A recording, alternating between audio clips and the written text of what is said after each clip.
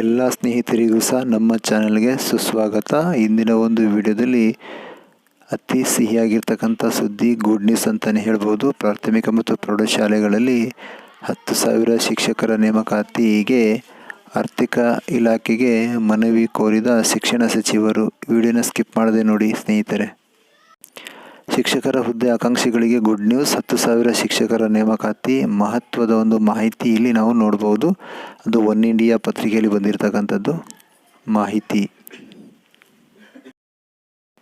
Bengaluru July 16. ರಾಜ್ಯದ ಸರ್ಕಾರಿ ಪ್ರಾಥಮಿಕ ಮತ್ತು ಪ್ರೌಢಶಾಲೆಗಳಲ್ಲಿ ಖಾಲಿ ಇರುವ 10,000 ಶಿಕ್ಷಕರ ಹುದ್ದೆಗಳ ಭರ್ತಿಗೆ ಆರ್ಥಿಕ ಇಲಾಖೆಗೆ ಅನುಮತಿ ಕೋರಲಾಗಿದೆ ಎಂದು ಶಾಲಾ ಶಿಕ್ಷಣ ಮತ್ತು ಸಾಕ್ಷರತಾ ಸಚಿವ ಎಸ್. ಮಧು ಬಂಗಾರಪ್ಪ ಸರ್ ತಿಳಿಸಿದ್ದಾರೆ. ಸೋಮವಾರ ವಿಧಾನ ಪರಿಷತ್ನಲ್ಲಿ ಕಾಂಗ್ರೆಸ್ ಸದಸ್ಯ ಯತೀಂದ್ರ ಅವರ ಪ್ರಶ್ನೆಗೆ ಉತ್ತರ ನೀಡಿದ ಸಚಿವರು, ಸರ್ಕಾರಿ ಪ್ರಾಥಮಿಕ ಶಾಲೆಗಳಲ್ಲಿ ಖಾಲಿ ಇರುವ 7,500 ಶಿಕ್ಷಕರು, ಪ್ರೌಢಶಾಲೆಯಲ್ಲಿ 2,500 ಶಿಕ್ಷಕರ ಹುದ್ದೆ ಭರ್ತಿ ಮಾಡಿಕೊಳ್ಳಲು ಉದ್ದೇಶಿಸಲಾಗಿದ್ದು, ಆರ್ಥಿಕ ಇಲಾಖೆಗೆ ಅನುಮತಿ ನೀಡಿದ ಕೂಡಲೇ ನೇಮಕಾತಿ ಪ್ರಕ್ರಿಯೆ ಆರಂಭಿಸಲಾಗುವುದು ಎಂದು ಶಾಲಾ ಶಿಕ್ಷಣ ಸಚಿವರು ತಿಳಿಸಿದ್ದಾರೆ. ಎಸ್. ಮಧು ಬಂಗಾರಪ್ಪ ಸರ್ ಅವರು ಹೇಳಿದ್ದಾರೆ.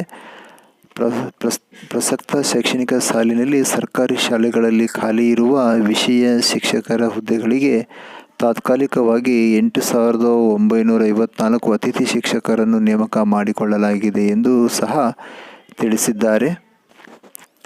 ಅಲ್ಲದೆ ಬಿಜೆಪಿಯ ತಳವಾರ್ ಸಾಬಣ್ಣ ಅವರ ಸದನದಲ್ಲಿ ಕಲ್ಯಾಣ ಕರ್ನಾಟಕ ಭಾಗದಲ್ಲಿ ಶಿಕ್ಷಕರ ಕೊರತೆ ಇದೆ. ಶಿಕ್ಷಕರು ಇಲ್ಲದೆ ಪ್ರತಿ ಬಾರಿ ರಿಸಲ್ಟ್ನಲ್ಲಿ ಕಲ್ಯಾಣ ಕರ್ನಾಟಕ ಹಿಂದೆ ಬೀಳುತ್ತಿದೆ. 19,000 ಶಿಕ್ಷಕರ ಕೊರತೆ ಕಲ್ಯಾಣ ಕರ್ನಾಟಕದ ಭಾಗದಲ್ಲಿ ಇದೆ. ಶಿಕ್ಷಕರ ಜೊತೆಗೆ ಕೊಠಡಿಗಳ ಸಮಸ್ಯೆ ಇದೆ. ಕೂಡಲೇ ಶಿಕ್ಷಕರ ನೇಮಕ ಮಾಡಬೇಕು ಎಂದು ಸದನದಲ್ಲಿ ಆಗ್ರಹಿಸಿದ್ದಾರೆ. ಈ ವೇಳೆ ಸಚಿವ ಮಧು ಬಂಗಾರಪ್ಪ ಸರ್ ಅವರು ಉತ್ತರ ನೀಡಿ, ಶಿಕ್ಷಣ ಇಲಾಖೆಯಲ್ಲಿ 50,000 ಶಿಕ್ಷಕರ ಕೊರತೆ ಇದೆ. 10,000 ಶಿಕ್ಷಕರ ನೇಮಕಕ್ಕೆ ಆರ್ಥಿಕ ಇಲಾಖೆಗೆ ಪತ್ರ ಬರೆಯಲಾಗಿದೆ. ಆರ್ಥಿಕ ಇಲಾಖೆ ಅನುಮತಿ ಕೊಟ್ಟ ಬಳಿಕ 10,000 ಶಿಕ್ಷಕರ ಒಂದು ಹುದ್ದೆ ನೇಮಕ ಪ್ರಕ್ರಿಯೆ ಶುರು ಮಾಡುತ್ತೇವೆ ಎಂದು ತಿಳಿಸಿದ್ದಾರೆ.